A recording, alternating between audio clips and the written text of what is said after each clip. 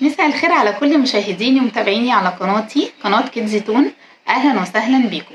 انا مبسوطة جدا جدا ان انا معاكم النهاردة هنتكلم عن 4 طرق في حياتنا. ال4 طرق دول لو اتبعناهم حياتنا فعلا هتكون حياة افضل بدون مشاكل، حياة سليمة.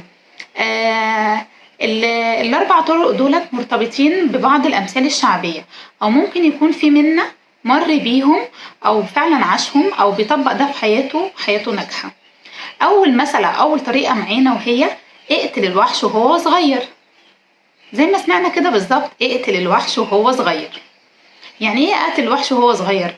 لو مثلا انا اشتريت اسد صغير واهتميت بيه وقعدت اربي فيه وكل يوم اكله واشربه لحد ما الاسد ما كبر، هتبقى النتيجة ايه او ايه اللي ممكن يحصل؟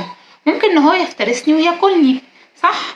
كده بالظبط بنطبقه على الافكار اللي بتجيلنا.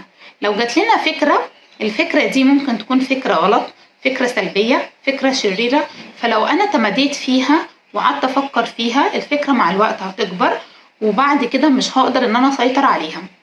لكن من مجرد اول ما تيجي فكرة، لو كانت فكرة سلبية من بداية كده اقتلها هي وصغيرة مثلا زي ما بقولوا، او ان انا اشيلها خالص من دماغي.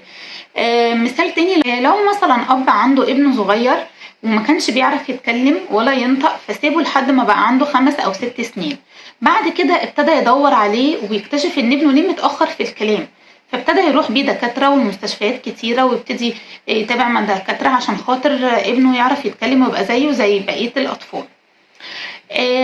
هنا بقى العلاج بيكون صعب، تأثيره بيكون بطيء على الطفل، مدى استجابة الطفل للعلاج بتكون بطيئة. فمش معنى كده ان ابني مش هيتعالج ويبقى كويس ويعرف يتكلم، لا بالعكس هيعرف يتكلم وهيتعالج بس هياخد وقت. لكن انت لو من صغره وديته للدكتور وتابعت معاه وحاولت تديله تخاطب وحاولت تهتم ابني ليه لحد دلوقتي ما بيتكلمش وكان فعلا في علاج صح، كان ابنك دلوقتي قبل ما يوصل للسن ده كان زمانه بيتكلم وكان مدى تأثير العلاج عليه كان هيبقى أسرع وأقوى من دلوقتي.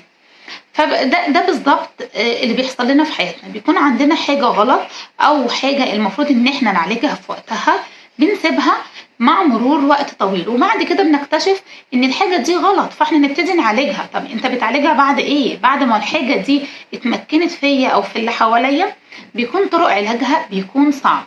هو ده المثل اللي بنطبق عليه اقتل الوحش وهو صغير. مثل كمان، لو في بنوتة مرتبطة بشخص والشخص ده بخيل جدا وهي تغاضت عن العيوب دي كلها لمجرد ان هي عايزة تكمل معاه حياتها، ان هي شايفاه حد بتحبه، ان هي شايفاه حد كويس مع ان في عيب ان هو بخيل، لكن هي ما كانتش شايفة العيب ده او هي بتتوهم ان هي مش شايفة العيب دوت او بتحاول تلاقي اسباب تانية عشان خاطر تتغاضى عن العيب دوت، فبتكمل معاه حياتها.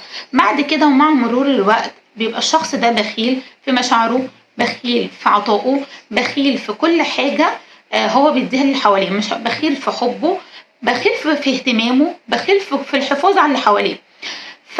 فهنا بتكون خلاص الموضوع وصل لمرحلة انا ما ينفعش ان انا انفصل عنه او مش ما ينفعش ان انا اسيب الشخص ده. طب ما هو انا كنت فين؟ ما اكيد كان في حاجات بتقول ان الشخص دوت بخيل، كان في مواقف انا اتحطيت فيها مع الشخص دوت لكن انا كنت مغيبة عن اني اخد قرار في وقته. مثلا تاني، لو انا حد مثلا مرتبطة بيه والشخص دوت مع مرور الوقت خاني، اكيد كان في حاجات بتقول ان الشخص ده بطبعه خاين، اكيد انا مر عليا مواقف مع الشخص دوت واتأكدت ان الشخص ده خاين بس لمجرد ان انا عايزة اكمل معاه لان العلاقة دي بترضي لي شيء جوايا او العلاقة ديت بتديني حاجة انا محتاجاها، فاضطريت ان انا اكمل معاه وجه الوقت ان هو خاني فيه. طب ما ده طبيعي، ما اكيد كان في حاجات بتقول ان هو ممكن يخوني وانا تغاضيت عن دوت. ده كان أول مثل معانا أو أول طريقة معانا وهو اقتل الوحش وهو صغير. تاني مثل معانا وهو النجار الشاطر بيقيس مرتين وبيقطع مرة واحدة. كمان مرة، النجار الشاطر بيقيس مرتين وبيقطع مرة واحدة. كتير بنشوف نجارين ممكن تقيس مرة واحدة ويجوا يقطعوا بالمنشار وأول ما بيقطعوا بتكون القطعة دي مش مظبوطة، فهنا بتبقى كل حاجة باظت. طب انت كنت فين؟ انت كنت قست مره واتنين وتلاته، مش عيب ان انا اراجع ورا نفسي مره واتنين وتلاته. في نجارين برضو كتير شاطرين، وفي مهندسين شاطرين جدا بيقيسوا مره واتنين وتلاته، دول لما يبتدوا يقطعوا عشان شغلهم يطلع مظبوط. مش عيب ان انا اراجع ورا نفسي. طب ده ينطبق ازاي على حياتنا؟ المثل دوت اللي هو النجار الشاطر بيقيس مرتين وبيقطع مره واحده. انا لو جيت احط جمله على الفيسبوك مثلا، قبل ما اشيرها المفروض اراجعها مره واتنين وتلاته، لاني ممكن احط جمله واشيرها على طول وبعد كده بيكون تاثيرها سلبي على بعض اللي حواليا. لو انا اتحطيت في موقف خلاف مع شخص، ومن اول الموقف رحت انا اخدت رد فعل وقلت كلام كتير قوي زعل اللي قدامي دوت مني، انا مش هقدر خلاص ارجع اللي اتقال، هو خلاص اتقال. فالمفروض قبل ما اطلع اي كلمه، المفروض قبل ما اقول اي حاجه، المفروض قبل ما اخد اي تصرف افكر مره واتنين. فزي ما قلنا احنا قبل ما نطلع اي كلام، قبل ما نقول اي حاجه ممكن تحرج اللي قدامنا او ممكن تاثر عليه تاثير سلبي، المفروض نفكر مره واتنين وتلاته، ونبقى زي المهندس الشاطر اللي هو بيقيس مرتين وبيقطع مره واحده. تالت مثل معانا او تالت طريقه معانا، وهي ما تصنعش العجله مرتين. يعني ايه ما صنعش العجله مرتين؟ يعني هو العجله اوريدي متصنعه، العجله اوريدي موجوده، في حد تعب فيها، في حد فكر فيها، في حد فعلا صنعها. انا ليه اعيد تصنيعها وهي اصلا موجوده متوفره؟ ليه عايز اتعب نفسي؟ زي ما ندي مثال، مثلا واحد عايز يتعلم لغه انجليزيه او يتعلم مثلا لغه المانيه، ففي كورسات كتيره، في مراكز كتير، في مدرسين كتير بتعلم اللغات. لا، هو بقى عايز يتعب نفسه ويبتدي يعلم نفسه من البدايه، فيقعد بقى هو هيتعلم، مش هيتعلم بس هياخد وقت طويل جدا دول لما يبتدي يبقى متمكن في اللغه. في حين ان هو لو كان راح اي مركز او كان جاب اي مدرس يعلمه اللغه ديت، كان هيتعلمها في وقت قياسي واسرع وبطرق افضل، ومثلا كان هيتعلم الاسس صح، بدل ما هو كان ضيع وقت ان هو مثلا يتعلم كورس كده مع نفسه او يدرس مع نفسه، فبياخد وقت اطول. الكتاب اللي انت ممكن تدرسه ممكن مدرس يديهولك في سطر. ليه؟ لان كل واحد وليه مهنته، كل واحد وليه صنعته زي ما بيقولوا، بيقدر يوصل لك المعلومه. انت عشان تدخل في مجال حد وتتعلمه ده بيبقى بصعوبه جدا، هتتعلمه مش هتتعلمه، بس هتاخد وقت اطول وهتبذل مجهود كتير. لكن لما تجيب حد من داخل المجال ده علشان خاطر يعلمهولك، بيعلمهولك بطرق اسهل وبطرق ابسط، وبيديك المعلومه بطريقه مفسره، فبتقدر تستوعب اكتر. فاحنا ليه نتعب نفسنا؟ مثال كمان، انا كأم في تربيه ابني، كتير حواليا ربوا ولادهم وكبروا وبقوا احسن ناس مثلا في الدنيا، فانا ليه ما اخدش خبراتهم في تربيه ابني؟ ليه ما اخدش ارائهم، او مثلا اعرف هم عملوا ايه عشان خاطر وصلوا ابنهم للي هو فيه، ازاي يخلوا ابنهم انسان وبني ادم ناجح. لا، احنا اغلبنا بقى ما بيعملش كده، اغلبنا بيقعد عامل ابنه دوت او بنته حفله تجارب، بيقعدوا يجربوا في عيالهم، والنتيجه ان الطفل ده لما بيكبر بيبقى فاشل. ليه؟ لان انا جربت فيه طرق كتير جدا. طب ما انا عندي ناس كتير حواليا وربوا وعلموا وكبروا وعيالهم ناجحين جدا، ليه انا ما اخدش نصيحتهم؟ ليه انا ما اسالهمش هم عملوا ايه ومشيوا ازاي وايه الاساليب اللي اتبعوها عشان خاطر طلعوا اولاد ناجحين، طلعوا بنات شاطرين؟ ليه انا دايما بحب اعيد تصنيع العجله؟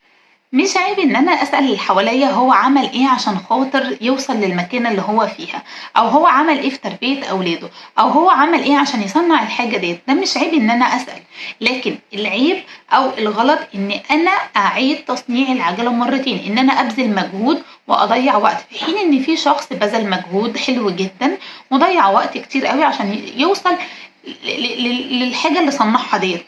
فانا ليه اعيد تصنيعها وهي اصلا موجوده؟ او مثلا انا ليه امشي في اتجاه تاني او بطريق تاني اصعب وفي طريق سهل؟ زي مثلا شخص عايز يصنع آلة معينة، والآلة ديت ليها طريقة معروفة في تصنيعها، لا هو عايز يتبع طريقة تانية عشان خاطر يحسس نفسه ان هو بذل مجهود وضيع وقت ونجح. طب ما انت ممكن تصنع نفس الآلة ديت بالطريقة السهلة المعتادة المعروفة، بدل ما تبذل وقت وتبذل مجهود ويبقى خدت منك قدر كبير جدا من حياتك. فاحنا يا ريت ما نصنعش العجلة مرتين. ده كان تالت مثل معانا او كان تالت طريقة معانا. رابع طريقة بقى معانا وهي او رابع مثل معانا هي الزن على الودان امر من السحر. كتير بنلاقي رجالة بتقول انا مراتي دي زنانة جدا طول ما هي قاعدة تزن، وفي ستات بتقول ان الرجالة دي زنانة خالص طول ما هم قاعدين يزنوا. واحنا كأم وأب بنقول ان ولادنا فعلا زنانين، يعني ابني او بنتي لو محتاجين حاجة مني وانا رفضت اديها لهم بيفضلوا يزنوا يزنوا يزنوا لحد ما في الاخر ما بزهق وبديها لهم. ففعلا الزن على الودان امر من السحر. يعني ايه الزن على الودان امر من السحر؟ يعني لو انا ليا هدف في الحياة وعايزة انجح واوصل له، لازم ازن على الحياة ان انا عايزة اوصل للهدف بتاعي، احاول اوصل له بشتى الطرق. النجاح موجود ومستنيني، بس مستني يشوفني هروح له من اي اتجاه، مستني يشوفني هكمل لحد ما اوصل له ولا هاجي في نص الطريق وهقف وهتعب. احنا كتير لما بيكون قدامنا هدف بتقابلنا صعوبات وبتقابلنا عواقب وبتقابلنا حاجات كتيرة قوي بتحاول توقفنا ان احنا نوصل لهدفنا، لكن بالزن والاستمرار هنوصل له. يعني هنوصل له. كل الناس اللي ناجحة المعروفة المشهورة اللي احنا نعرفهم دولت عشان يوصلوا للنجاح اللي هم فيه وصلوا له بالطريقة ديت، خدوا وقت عقبال ما وصلوا له، قابلتهم عقبات وصعوبات كتيرة قوي في نص الطريق، وفي منهم قال ان هو مش هيكمل ان هو يوصل لهدفه، لكن اصرارهم وعزيمتهم وهدفهم اللي هم عايزين يوصلوا له حفزهم ان هم يكملوا لحد ما وصلوا فعلا للنجاح. النجاح حوالينا في حاجات كتير جدا، النجاح قريب مننا جدا جدا جدا ومستنينا. ايه الاهم من ده كله؟ ان احنا ما نستسلمش للفشل، لان انا لو استسلمت للفشل مش هقدر انجح، مش في الهدف المعين اللي انا عايزاه، لا في حاجات كتير قوي في حياتي. فلازم اكون انا عندي عزيمه واصرار ان انا اوصل لهدفي، ان انا انجح. انا لو شايفه نفسي ان انا بني ادمه ناجحه وان انا هقدر انجح، انا فعلا هنجح. لكن انا لو ما عنديش ثقه بنفسي وشايفه نفسي ان انا ممكن افشل بسهوله او افشل في نص الطريق او هاجي في نص الطريق مش حاسه ان انا مش هقدر اكمل، انا فعلا عمري ما هقدر اكمل وعمري ما هقدر انجح. فلازم نتعب عشان نوصل. كل ما بنزن على الحياة بتدينا الهدف اللي احنا عايزينه، بتدينا النجاح. خليك زن ورا الحياة، زن افضل زن، لا انا لازم انجح، انا لازم اوصل، انا لازم هدفي يتحقق، انا لازم اكون انسان ناجح. صدقني فعلا هتوصل لهدفك وهتنجح. زن على الحياة عشان تديك اللي انت عايزه. وفعلا الزن على الودان امر من السحر. هي الحياة لما تلاقيك بتزن عليها عشان توصل لهدف معين او توصل لمكانه معينه هتزهق منك وتقول لك خلاص خد اللي انت عايزه بس ريحني من زنك. فكده حلقتنا خلصت، بس هراجع معاكم بعض النقط اللي احنا قلناها او اللي هي مرتبطه ببعض الامثال برضو. كان اول نقطه وهي اقتل الوحش وهو صغير. تاني نقطه النجار الشاطر بيقيس مرتين وبيقطع مره واحده. تالت نقطه ما تصنعش العجله مرتين. رابع نقطه الزن على الودان امر من السحر. صدقني عشان انا اوصل للمكانه اللي انا فيها دلوقتي او انا اوصل لحياتي دلوقتي انا فعلا مريت بحاجات كتيره لولا ما اتعلمت دوت. فانت لازم تطبق الاربع معايير دول في حياتك. فانت لو طبقت الاربع معايير دول في حياتك هتبقى حياتك ناجحه جدا وسليمه وهتبقى فعلا على الطريق الصح. وبكده حلقتنا خلصت. ولو الحلقه عجبتك والفيديو عجبك ما تنساش تعمل لايك وشير للفيديو وسبسكرايب للقناه. انتظروا كيدز تون في حلقات جديدة كتيرة ممتعة لينا ومفيدة لينا.